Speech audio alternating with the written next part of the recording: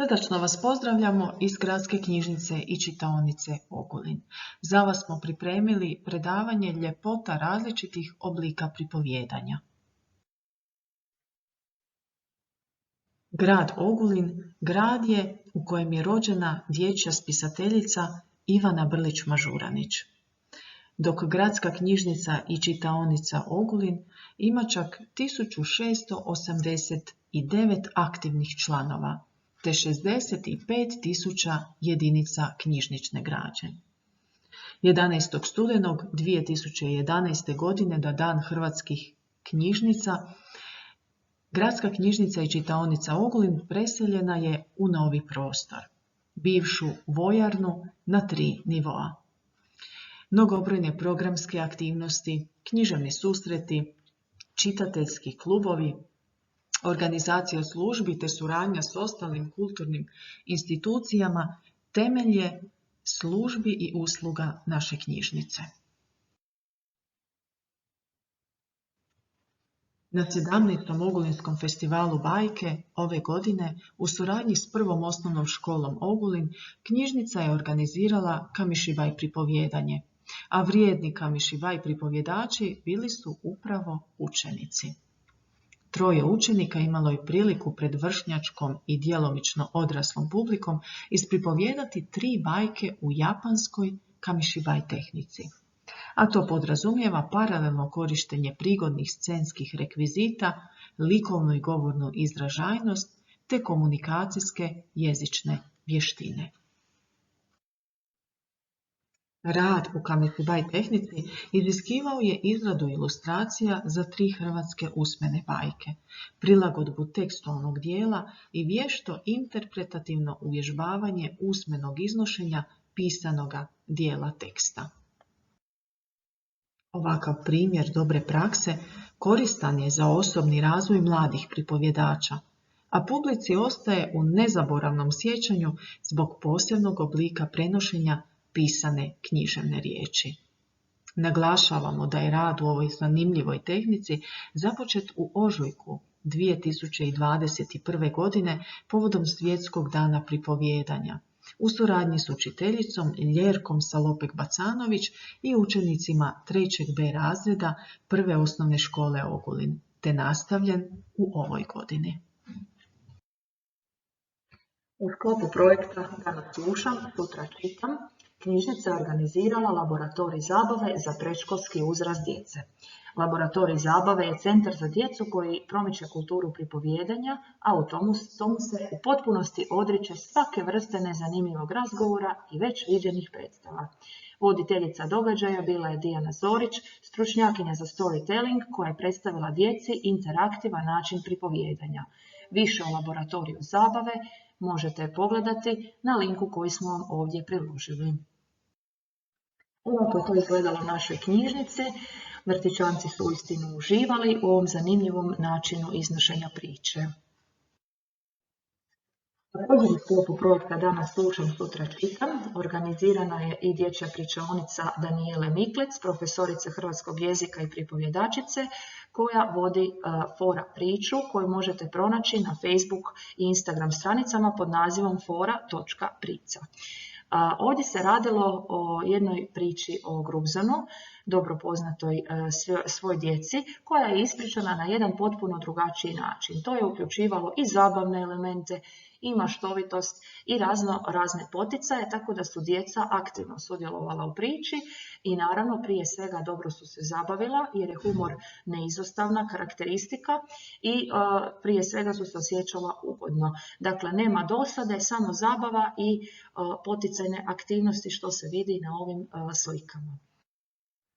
Zaključno, storytelling je važan. Zašto? Zato što približava djecu onom mitskom, onom iskonskom, a za to je naravno ključan dobar pripovjedač, stoga je odlika kompetencije neizostavna. U doba pandemije i epidemije pametnih telefona, doticaj žive riječi je zapravo presudan za razvoj budućih generacija. Dobar dan, ja sam Blaženka Mavrić-Vadlja, dolazim iz Gradske knjižnice Samobor, odjela za djecu i mlade. Drago mi je što mogu sudjelovati na ovom skupu i danas ću vam prikazati svoju prezentaciju o svojim pričam, odnosno pripovjedanje na dječjem odjelu Gradske knjižnice Samobor.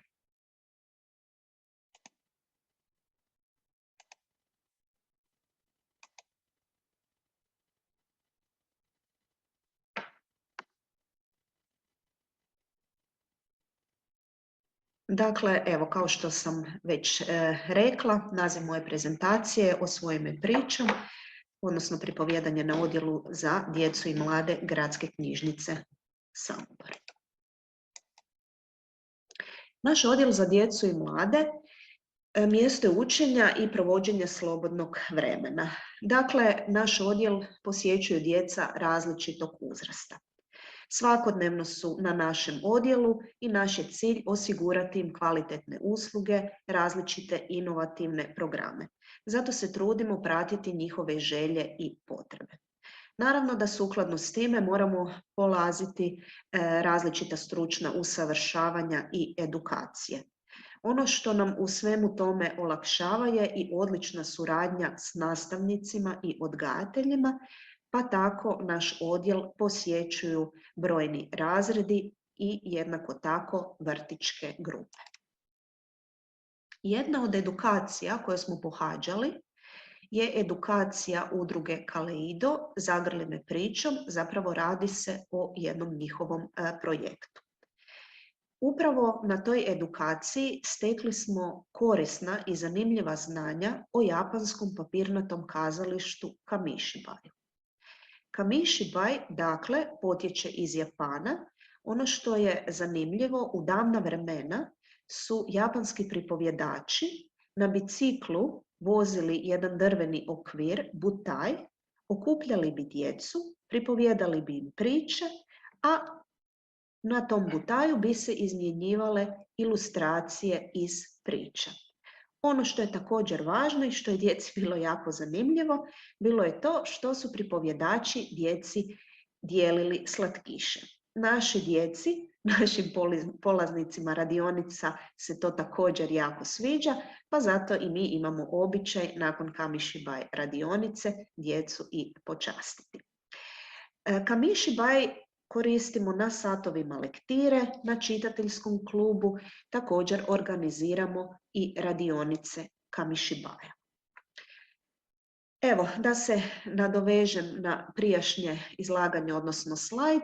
Dakle, Kamishibai dolazi iz Japana od riječi kami, što znači papir, i shibai, gledalište ili kazalište. Spaja sliku i riječ. Dakle, radi se o pripovjedanju pomoću slika. Na ovoj fotografiji možete vidjeti malu drvenu pozornicu, odnosno butai. Sam Kamishibai ima zaista mnogo pozitivnih učinaka. Razvija jezične vještine, razvija komunikacijske vještine, potiče kreativnost, stvaralački potencijal djece, pomaže u savladavanju straha od javnog govorenja, motivacija je za čitanje, motivacija je za stvaralački, odnosno likovni pristup književnom tekstu, razvija vještinu aktivnog slušanja i omogućuje usvajanje pravila kazališnog bontona. Slušanje, sudjelovanje, odnosno na kraju pljesak.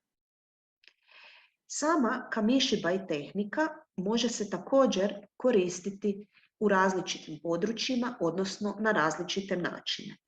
Kod pripovjedanja priča, kao malo lutkarsko kazalište, kao kazalište sjena, u nastavi, kod dramatizacije proznih i poetskih tekstova.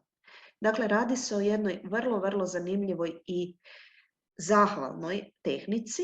Mi na našem odjelu uglavnom koristimo za pripovjedanje priča ili kod obrada lektirnih naslova, ali također se u nastavi često koristi i u predmetnoj nastavi i u razrednoj nastavi. I moram reći da su naši pokazatelji učinaka Kamishibai tehnike zaista pozitivni. Djeca zaista savladavaju tremu kroz Kamishibai tehniku vrlo lako, iskazano je njihovo suradničko ponašanje, odnosno timski rad, pomažu jedni drugima, jako se vesele likovnom izražavanju, komunikacija je također razvijena, samo pripovijedanje također, dakle razvijaju te govorne vještine. Evo, zaista sve što je navedeno možemo reći da je u potpunosti Kamišibaj tehnikom obuhvaćen. Također, jedna od edukacija koju pohađamo je i edukacija udruge Logos iz Varaždina. Redovito pohađamo upravo ove edukacije i radionice koje provodimo u knjižnici i izvan nje. Također sudjelujemo i na državnoj smotri pripovijedanja u Varaždinu. Naime, naše korisnice, evo trenutno se radi o djevojčicama, pripremamo upravo za tu smotru pripovijedanja, također im ukazujemo na važnost, vrijednost pripovijedanja, na njegovanje usmene baštine, kod njih razvijamo ljubav prema pričama te promoviranje usmene riječi. Evo, na ovoj fotografiji možete vidjeti djevojčice koje su sudjelovale na državnoj smotri Logos, također članice žirija, odnosno organizatorice, koje su ujedno i profesionalne pripovjedačice. Moram reći da smotra nema natjecateljski karakter, ali uvijek se istaknu djeca koja su zadovoljila sve te pripovjedačke vrednote, koja su se istakla u pripovjedanju. I ono što je jako važno, uvijek djeca dobe jako pozitivne povratne informacije, informacije koje im omogućuju da nešto poprave u pripovjedanju, da napreduju u tom pripovjedačkom smislu.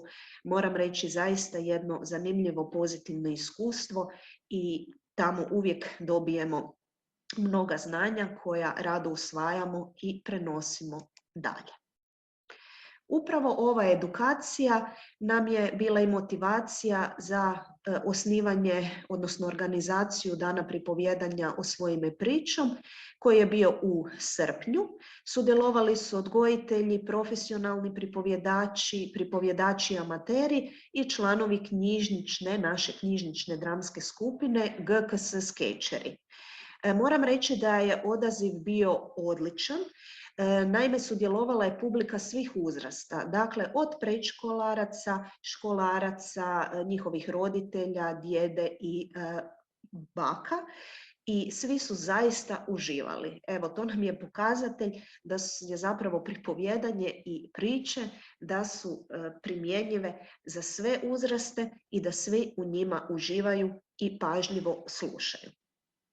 Plan, odnosno planovi za dalje su nam produžiti trajanje programa, organizirati više gostiju i više radionica. Evo, na sljedećem slajdu možete vidjeti fotografije, dakle, pripovjedačica Dijana Zorić iz Laboratorija zabave, zatim jedna također izvrsna pripovjedačica, odgajateljica Ksenija Štibohar, zatim kazališna družina Pinklec iz Čakovca i naš plakat Osvoji me pričom. Uvijek se trudimo da naši plakati budu onako vizualno lijepi. Neki ilustrator nam uvijek pomaže u osmišljavanju plakata, tako da evo i našoj publici budu što zanimljiviji i da ih privučemo što više. Evo, na kraju bih ovu prezentaciju završila Schillerovom izrekom, odnosno citatom: dublja značenja kriju se u bajkama što sam ih čuo u djetinjstvu, nego istinama kojima me naučio život. Zaista mislim da se u bajkama, u pričama kriju brojne istine, mudrosti, da nas bajke, priče, pripovijedanje zaista puno tome mogu naučiti. Drago mi je što mi kao knjižnica, kao knjižničari možemo u tome sudjelovati, da promoviramo pripovijedanje, usmenu predaju, da djeca, ali kažem i odrasli, zaista u tome uživaju i da prepoznaju vrijednost svega toga. Hvala na pažnji.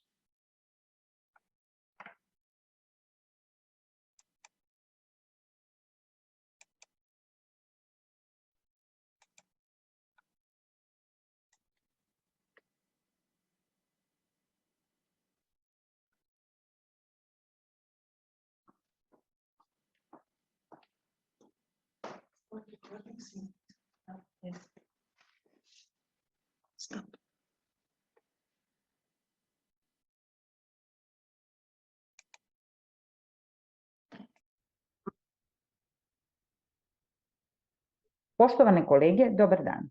Moje ime je Olivera Stajić, Narodna biblioteka Smederevo. Koleginice i ja predstavit ćemo vam rad na temu Vreme je za priču, storytelling radionice za decu predškolskog uzrasta.